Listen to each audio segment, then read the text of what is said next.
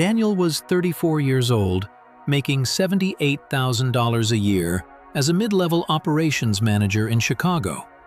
Good salary, stable role, respectable title, but something kept bothering him. In meetings, when big decisions were made, nobody looked at him. He was present, but not influential. He managed projects, but he didn't shape direction. And one afternoon, that reality hit hard. The company was restructuring workflow systems. Leadership asked for strategic input. 3 people spoke confidently. They weren't the most senior, they weren't the smartest in the room, but they had authority. When Daniel finally gave his suggestion, the room nodded politely and moved on. That silence stayed with him, because here's the painful truth. Hard work builds reputation. Authority builds leverage. And Daniel had reputation, but no authority. Authority isn't about title, it's about perception. It's when people assume you understand bigger implications. It's when your words carry weight. And Daniel realized something uncomfortable.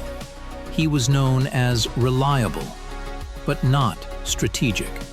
Reliable employees get stability. Strategic voices get growth. That night he asked himself one question. If I left tomorrow, what would this company lose? The answer hurt.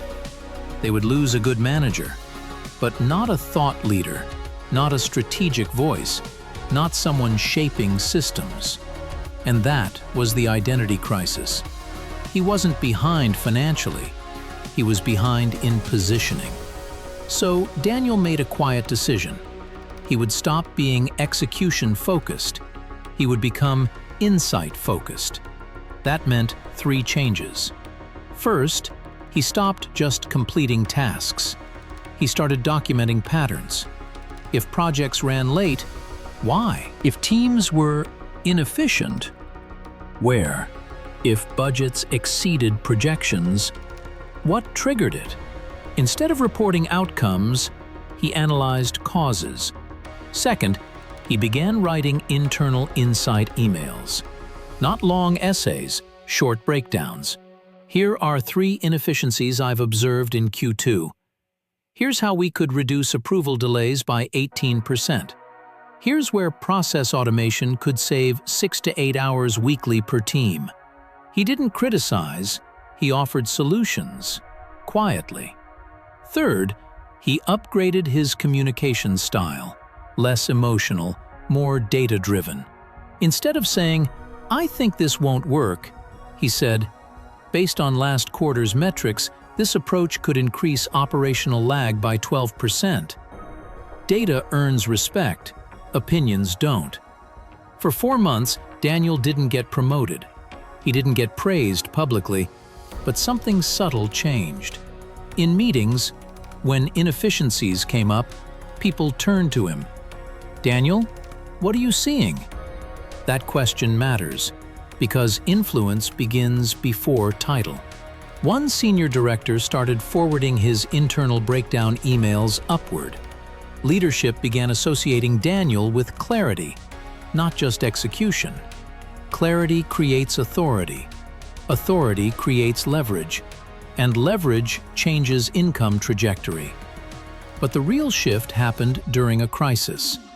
A vendor contract failure caused major supply delays. The room panicked. Blame started flying. Daniel didn't panic.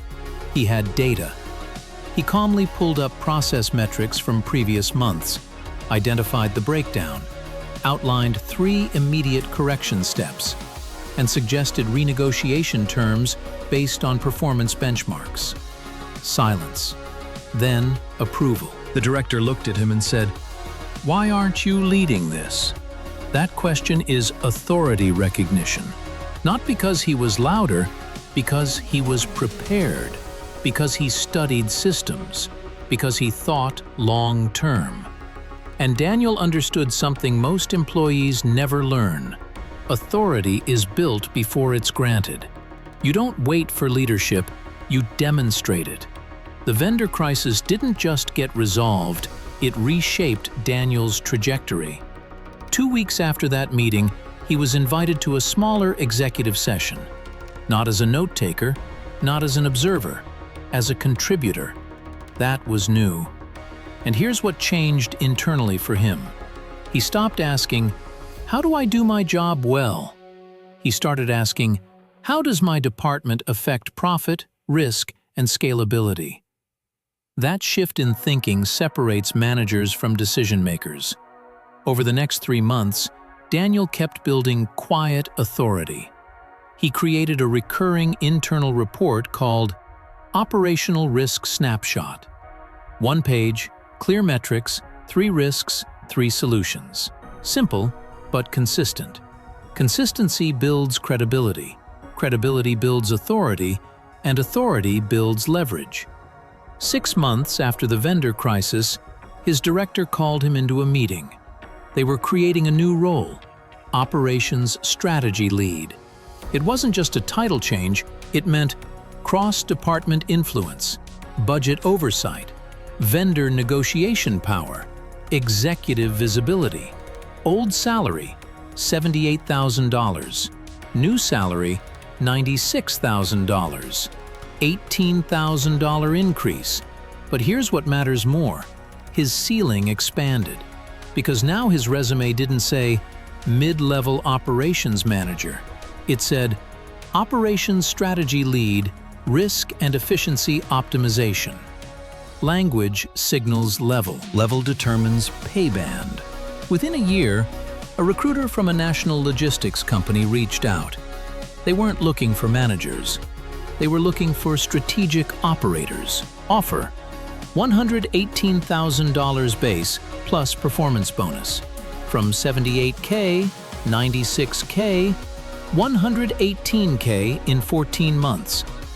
Not because he worked more hours, because he built authority before he had the title. Here's the deeper psychological lesson. Most employees chase recognition. High earners build relevance. Recognition is emotional. Relevance is financial. If your insights directly affect profit, cost control, scalability, or risk reduction, you become expensive to replace. And expensive to replace means higher negotiation power. Daniel once sat quietly in meetings. Now he shaped agendas. That didn't happen because he waited.